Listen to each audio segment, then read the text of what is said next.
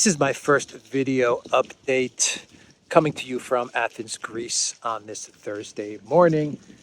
Let's talk about what's going on in the news. And you saw the video intro of Joe Bidenopoulos, Greece's favorite son, signing the Inflation Reduction Act, which does nothing to reduce inflation.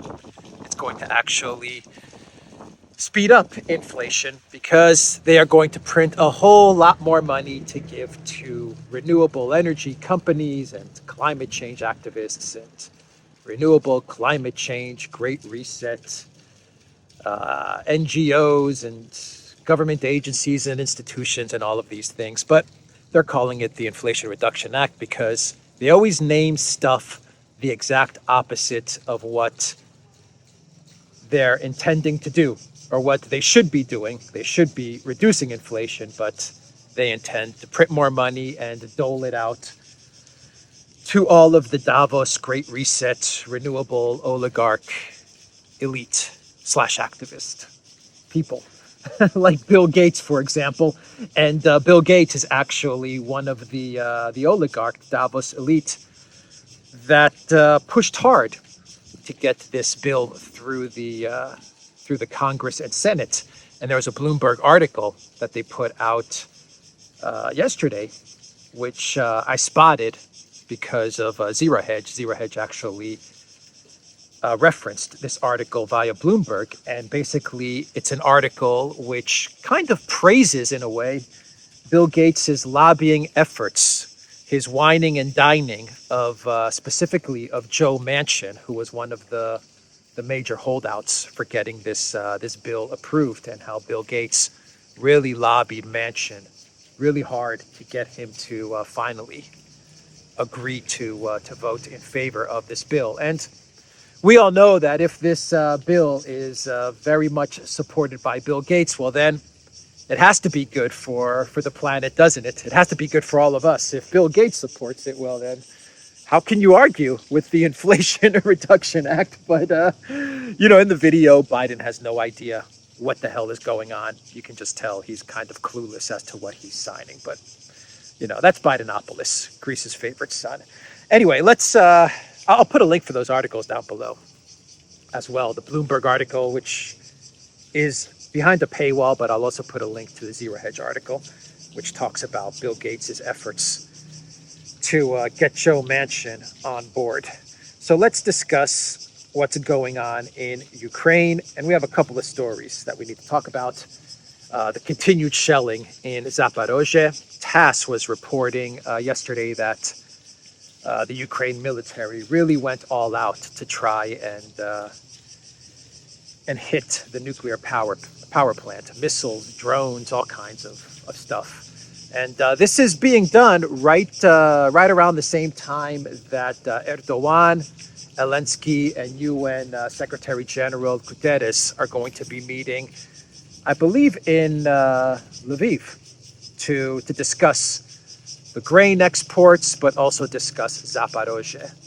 And the Russian Ministry of Defense has come out with various statements saying that as this meeting is about to take place in the west of Ukraine, Kiev is preparing for some sort of provocation in and around Zaporozhye. So we're going to need to monitor that and see exactly what is going on. The main question that all of us has is what, if anything, is Russia doing to prevent these attacks and these provocations against the Zaporozhye nuclear power plant. We do have news from the Kremlin that they are working very, very hard to get nuclear experts. IEA, is it called? IAEA or IEA, the nuclear expert agency, to come to Zaporozhye and to document the fact that Ukraine is indeed shelling the power plant, but they're just not going to Zaporozhye. And I did a report on this a couple of days ago, where I said that there was an interview with the Zaporozhye NPP director who said that the reason the UN refuses to send these experts is because they know that if these experts did indeed go to the nuclear power plant, then they would conclude that it is indeed Ukraine that is shelling these power plants, and that would run counter to the narrative that the collective West is putting out there, which is that Russia is shelling their own nuclear power plants with their own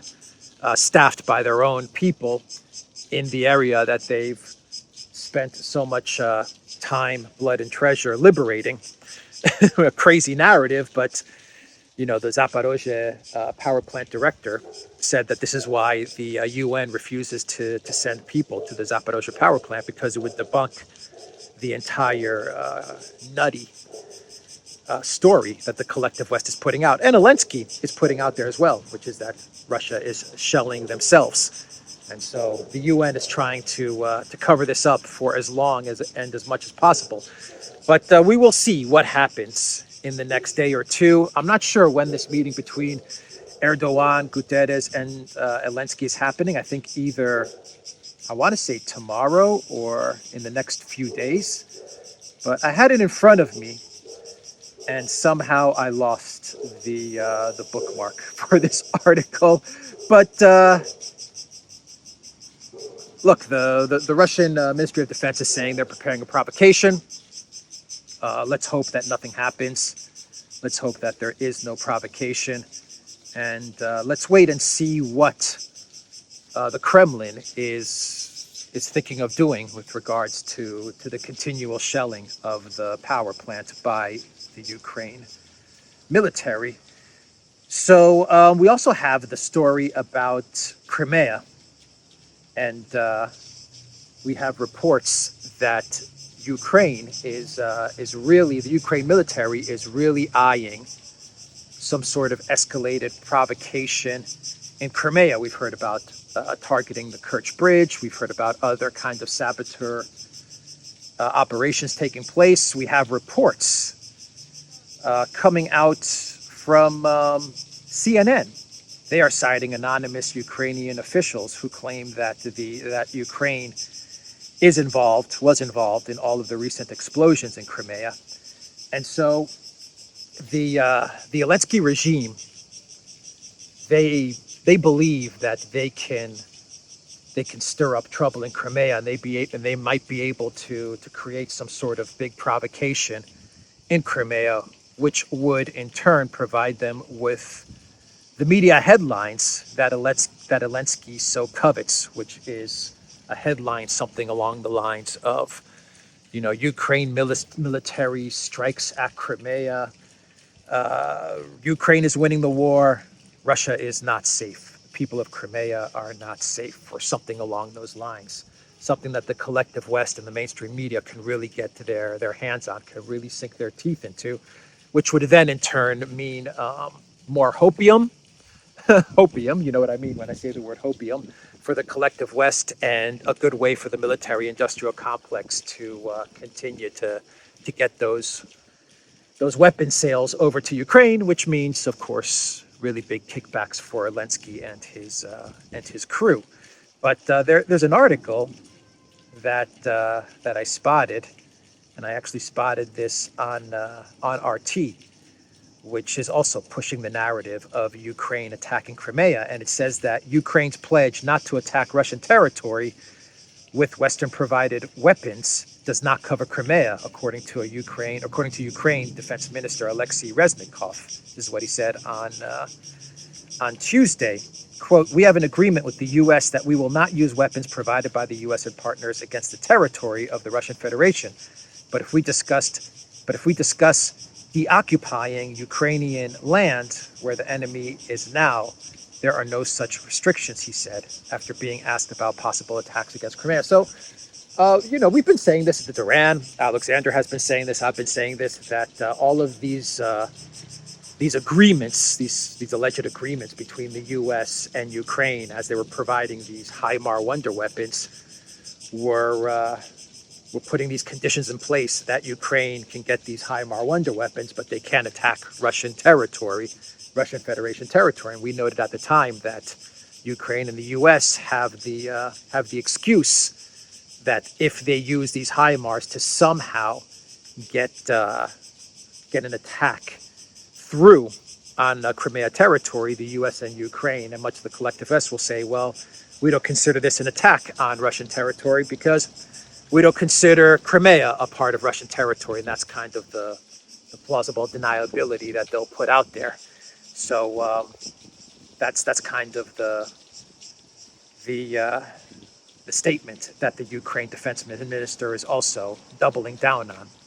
He is saying that we can continue to target Crimea and try to get something going in Crimea, and if we do get something that gets through Russian air defenses or Russian security, and it does inflict some sort of damage to Crimea, well, Russia's going to say this is an attack on Russian territory, but we can go to the international community and say, well, we don't consider this Russian territory, and we don't consider this as breaking the agreement with the United States because we consider Crimea part of Ukraine still. So that's kind of the way they're framing this.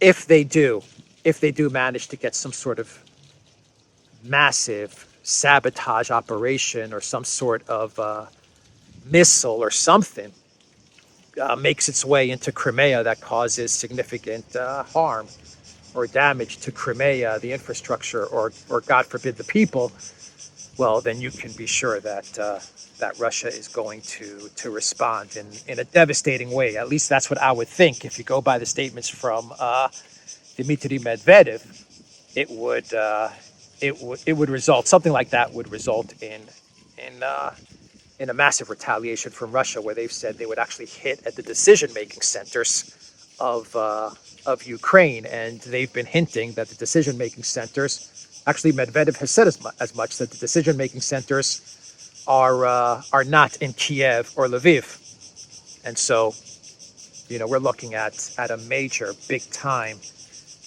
escalation. So that is what's going on in Ukraine. Meanwhile, we're getting reports, and Alexander did a really great video on this yesterday. I'll put a link to that video down below in the description box, where he's seeing indications of some sort of big Russian offensive taking place once Donetsk is completely liberated. And it looks like that Donetsk will be liberated sometime in the next couple of weeks. Maybe towards the end of August, maybe the beginning of September, but the defense lines, all the massive, well-built fortifications that Ukraine has spent 8 years with NATO money and NATO help building in the Donbass are completely cracking and being dismantled by the Russian military. And once those fortifications crumble, then it looks like Russia is preparing for a very big move west. That's what it looks like. Of course, we could be wrong about this, but when Donetsk is the battle in Donbass and Donetsk is completed, we may be looking at a major military advance from the Russian military, and the fortifications. Once you pass Donbass, the fortifications there are nothing like what you had in Donbass, and you're looking at a very flat, open territory where Russia's will be able to advance at an accelerated speed.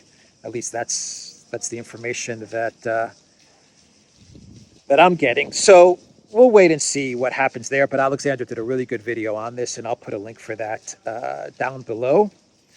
Talking about the Ukraine military, I read you a quote from the current defense minister. It looks like that guy may be out of a job, and Zelensky may be appointing the current commander of the Ukraine forces, Mr. Zaluzhny, to the post of defense minister, and he may be relieving him of his duty as the commander-in-chief of the Ukraine armed forces and the guy that's been in charge of this military operation. Now, this is coming from a report by the portal, the Ukraine news portal, the Telegraph is what it's called. And it's saying that and I quote, "The head of the Ukrainian army, Major General Valery Zaluzhny, can be replaced in his high post. The current commander-in-chief will probably be offered to take the post of defense minister. There is already a candidate for his place. That candidate to take over for Zaluzhny is Alexander Sursky." Now, there's a lot of probablys and maybes in this statement, in this report by the Telegraph, the Ukrainian Telegraph. But if this does turn out to be true, then it kind of confirms all of the rumors and talks that Zelensky and Zaluzhny just did not see eye to eye with how the military operation should be conducted. And Zaluzhny wanted to conduct things more in a military strategic way. That's how I would describe it, in more of a strategic way. And Zelensky didn't want to conduct the war like that. He wanted more of those PR media wins rather than to try and actually conduct the war in a way that would save Ukrainian soldiers' lives and would actually give Ukraine the ability to defend the Russian advances. Zelensky was more concerned about the media optics of everything, and he didn't want the media to pick up on the fact that Russia was winning, that the Ukraine military was getting ground down, and that the fortifications were getting destroyed. He wanted the media PR optics of some sort of Ukraine great offensive and counteroffensive, and Ukraine taking, empty villages that no one is really occupying and passing them off as Ukraine territorial gains, taking border signposts and planting them in on the border in the Kharkov region, even though no one was around, and posting Instagram photos of this. This was what Zelensky wanted, and this is what he was pushing for, because these media headlines, once again, are good for business for Zelensky and his crew. So, look, Zaluzhny going to defense minister, put him behind the desk, have him speak with guys like Austin and Ben Wallace and talk about weapons sales and, make these trips abroad and do these photo ops, while Zelensky and this new commander, they strategize about a military conflict that is very media friendly. And Zelensky gets the headache of the Zaluzhny pushback out of the way. He gets rid of the pushback from Zaluzhny, and he can start fighting this war in the way that Zelensky wants to fight this war. The great general, clown puppet Zelensky. And we are getting another report. This is an interesting report that Ukraine commanders, and I'm getting this from I think I got this from Slavyangrad or Intelslava. I'm not sure where I got this report from, to be honest, but I kind of forwarded it to myself, and it's saying that Ukraine commanders of the armed forces will be able to certify the wills of their subordinate soldiers like notaries. This is a very interesting development if this is true. This essentially means that Ukraine commanders, as they send these soldiers, these reservists, these conscripts, these draftees, as they send them to the front line under the orders of Zelensky to be ground down by Russian artillery, that the commanders can then act as notaries and sign off whatever belongings and territory they have to themselves or to the Ukraine state, if that's the order. Just a real transfer of property from the soldiers to these commanders or to the Zelensky administration. This is absolutely sinister. If this is true, this is sinister. And we've got some screenshots saying that this is indeed the case from UNN and from, I believe, the military portal is what it looks like, if I'm making that out correctly. But I'll put the shots for everyone to see it. But if it's true, that is just evil. I mean, really, really evil. So let's talk about weapons sales and what's going on in Ukraine. We're getting reports from The Hill and from Politico that the EU is starting to really be nervous, get nervous about sending more weapons to Ukraine, and they're trying to wind down their weapons sales. Their weapons sales, are they sales? Their weapon donations, and their weapon pledges to the Zelensky regime. Politico ran with a story which said that the 6 largest EU countries, including Germany and France, they are making no promises to Kiev as far as any more weapons being funneled to the Zelensky regime. And The Hill ran with a story, a kind of warning to the collective West that the EU is putting Ukraine on an ammo diet. What an interesting choice of words, an ammo diet. Ukraine's European backers may be about to put the country on an ammunition diet, an American military analyst has claimed in an interview with Germany's Der Spiegel. Michael Kaufman said these nations may already have reached their limit in terms of weapons supplies to Kiev. So The Hill and Politico and these military analysts and experts that they're interviewing, they're sounding the alarm. And they're saying that Europe is starting to pull back. It's pretty significant that Germany and France and other EU nations have not promised the Zelensky regime any more weapons and have not given any indications of any more weapons. And it's even more interesting that The Hill is saying that the EU has pretty much been, these countries in the EU have been demilitarized. You know, when you say you're going to have to put someone on a diet, on an ammo diet or something like that, it means, you know, we just can't do it anymore. We have no more weapons to send you. You know, we have to put you on a diet now. We have to drip feed you. If anything, if we're going to give you any weapons, we're going to have to drip feed you those weapons because we just don't have any more left. And this is just an admission of what I've been saying for a good month now, which is that, you know, this demilitarization that Putin laid out on February 24th was not only about demilitarizing Ukraine. I mean, Russia has successfully demilitarized the European Union. And we're getting now the first admissions of this. And the publications like Politico and The Hill are sounding the alarm for... on behalf of the military-industrial complex. You know, this is kind of like, oh crap, you know, we're starting to lose an easy money-making opportunity. So we got to figure this out. We got to figure out a way for Europe to continue to purchase these MIC weapons, because it looks like they just don't have any more to give to Ukraine. So I think that's an interesting admission. Look, the EU is starting to buckle. It's starting to crack. It's starting to collapse, and its support of Ukraine is starting to buckle and collapse.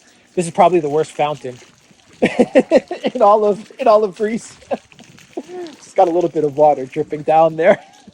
It's a little bit noisy, but it's not such a good fountain. Anyway, I just wanted to show everybody what was making that background noise. Is this little fountain behind me? So yeah, we're getting indications that everything is really falling apart for the EU. The energy situation is falling apart. The military situation is falling apart. Let me just give you an idea as to how bad it is for the European Union and how incompetent the European Union really is. We have a chart here from Sputnik, and Sputnik is Russian state media, but no different than the BBC, which is UK state media, or the CBC, which is Canadian state media. France 24 is French state media, and CNN is Clinton CIA sponsored media. But Sputnik put a chart out, and this is a fascinating chart. I'm going to put it on the screen right now. And they are showcasing Europe's spending from 2021 to 2022, and they're comparing both years. And they're showing how much Europe spent on energy from Russia.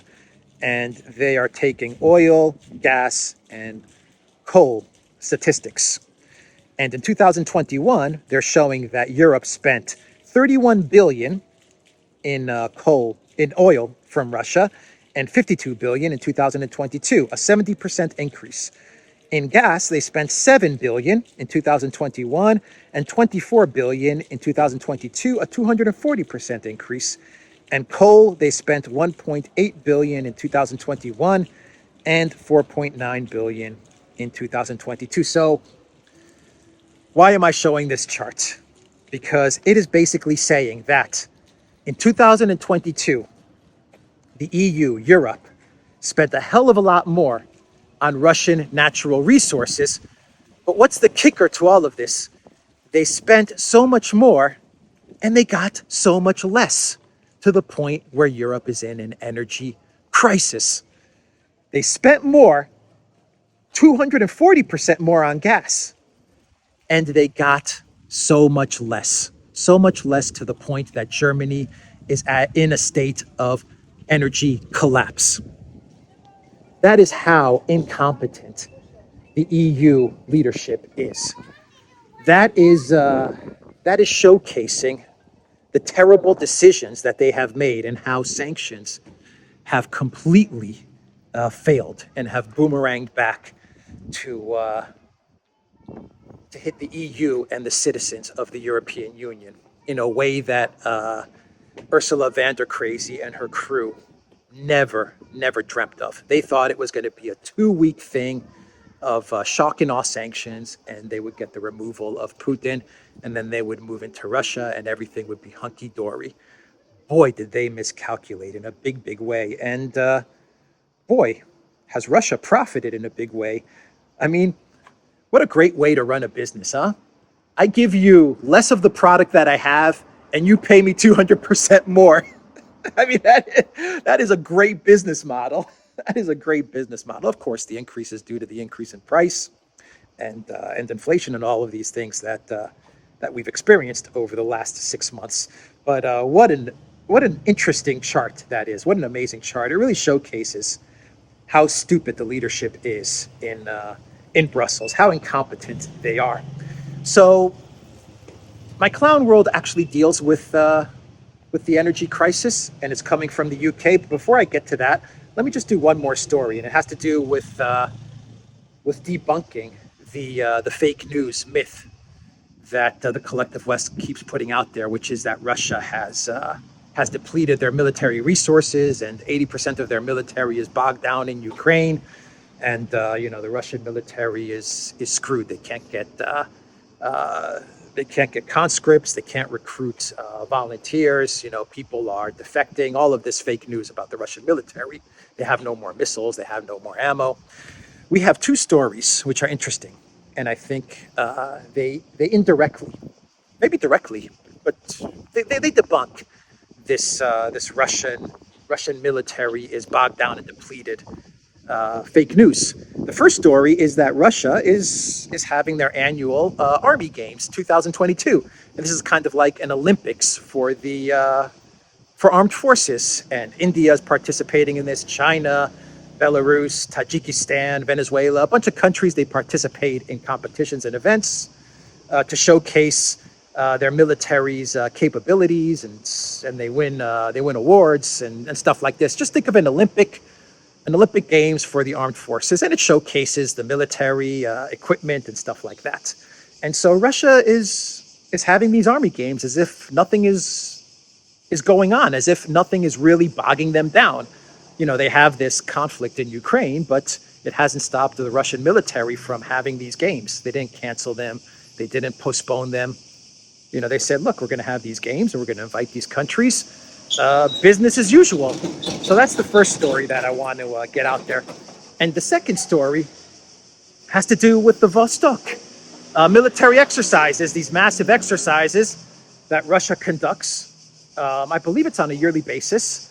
And they conduct these exercises in the east, in the Vostok in the east, in the center of Russia, in the west, the Zapad. And these are massive military drills that Russia conducts, and they showcase their military capabilities. And they're going to have these military drills from August 30th to September the 5th. China's going to be joining them on these... should I cross? Yes, let's cross.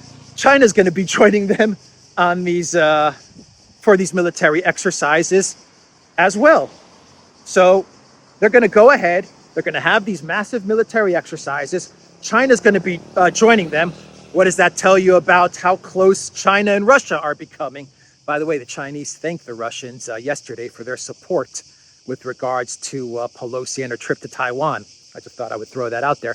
But it showcases how closely China and Russia have become and are becoming. Their militaries are almost, it seems almost on like a 6-month basis, on a biannual basis. They're conducting drills together, which is really interesting. But, you know, Russia's not delaying these exercises, the Vostok drills. They're not saying we can't conduct these Vostok drills because we have this excuse or that excuse. They're going ahead, business as usual, having exercises all the way in the east of the country. You know, the Russian military, to me, this confirms that the Russian military has around 10 or 15% of their resources tied up in Ukraine, and the other 85%, give or take, plus or minus, is doing what they do. They're ready and waiting. They're on standby, but, you know, they're going about business as usual. So I thought I would throw that story out there because I think it does, in an indirect way, debunk the myth that 80% of Russia's forces are tied up in Ukraine and the Russian military is completely depleted because of the conflict in Ukraine. If you look at the actions of Russia, you know, look at the actions, not the words. Actions. Always look at actions. If you look at the actions of the Russian military, doesn't seem like that they're depleted or that they're suffering major setbacks because of the conflict or the special military operation taking place in Ukraine. It actually seems like the military is functioning as normal. That's the way I'm looking at it. So, with that said, we've covered a lot of ground. Let's, shall we do a clown world? Let's do a clown world. Let me just check and see if I have any other stories or news that I want to get to. 1 sec. As we walk, you can hear the cicadas. Again, they are out singing. They are singing, those cicadas. Let's see here. Let's do our clown world. Yeah, I think we're ready for a good clown world, which comes from the UK. The UK's clown world. By the way, let me put up a real quick screenshot before I do the clown world. This is coming from China's government. I think he's the foreign ministry spokesman, Lian Zhao. This is just an interesting chart. I thought I would put it up there for everyone to see. There's a tweet that he put out which says, only the majority stands for the international community. And he has a pie chart here. 85% of the global population have not sanctioned Russia. And then you have the small sliver of that pie. 50% have sanctioned Russia. I thought that was an interesting tweet from China. You know, I said this a couple of days ago. I said that everything that's happened in Taiwan, you will now see China more openly showcase their support and their cooperation. Some might say a de facto alliance with Russia. You're going to see China start to become more vocal about their cooperation and their coordination with Russia. And I think that's what you're seeing. And this tweet, it's an interesting tweet. It's a true tweet. It's absolutely true. And it once again showcases that China is with Russia and Russia is with China. So let's talk about the UK. And let me just do one more story. One more. This is a fun one. Starbucks tucked tail and they left Russia. And one of the people that bought all of the assets of Starbucks, all the chains, the shops, the employees that purchased all the operations of Starbucks in Russia, one of the partners that is launching the new Starbucks is Timothy. He's a very, very famous rapper, musician, artist, rapper in Russia / businessman. He's a very successful businessman, and he has a line of clothes and what else? He has a restaurant chain, clothes, and even a barber shop. And it all falls under the brand that he calls Black Star. That's his brand, and he has a clothing line called Black Star Clothing. He has a burger franchise, which makes really good burgers, called Black Star Burgers. And then he has a barbershop, which I think it's called 13, if I'm not mistaken. Anyway, he's a really savvy business guy. And he's a really good rapper too, by the way. If you haven't heard Timothy, check him out. He's a good rapper, and he's a real patriot too.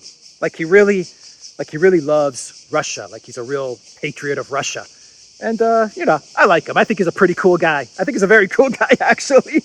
And he's a very savvy businessman. Anyway, him and some partners, they decided to buy up all the assets of Starbucks because it's leaving because of the sanctions. And so I just wanted to tell you the name of the new Starbucks. Can you guys guess what the new Starbucks franchise, all the franchises around Russia, is going to be called? Take a guess. If you guessed Stars Coffee, you are correct. So Starbucks, starting on from August 18th, from what I understand, from August 18th going forward, the new name of Starbucks will be Stars Coffee. Stars Coffee. Very cool name. I like it. Good job, Timothy. I wish you and your partners all the success, and hopefully I'll be at a Stars Coffee franchise, uploading some videos and doing some work. So I hope you guys have good internet at Stars Coffee. If you're watching this video, Timothy, hit that like button and share it. You're doing pretty amazing work, I must say. Let's do a clown world, and let's talk about this story, which I also caught on RT, and it's about refrigeration in the UK. And let me find this clown world story. Where is it here? Savings from unplugging fridge, not worth food poisoning, according to UK health officials. Turning the refrigerator off to save on electric bills creates the risk of infection in food, the UK Health Security Agency warned budget-conscious Brits on Wednesday as energy bills soar. So there you have it. You have to have the health officials actually coming out with statements telling the people to not turn off their refrigerator in order to save on electricity. And this is crazy stuff. It's actually pretty sad and tragic that all of this is being done. For what? Why? The UK can easily turn this all back, and they can go back to some sort of normal existence, some sort of normal winter, but they refuse to do it. It just goes back to Borrell and his statement saying that all of Europe is going to have to suffer and pay the price for the Zelensky regime. I just don't understand it. Why the elite, why the politicians insist on making their own citizens suffer, get sick possibly, even get sick with food poisoning. Why they insist on this? All for what? All for a war and a conflict that cannot be won, that is already lost. It's already over. But yet they still continue on this path. Anyway, that is the clown world. I will leave it there, everybody. theduran.locals.com. Check out Alexander's channel, and check out the Duran's channel, Rumble, ODYSEE, BitChute, and Telegram as well. Take care.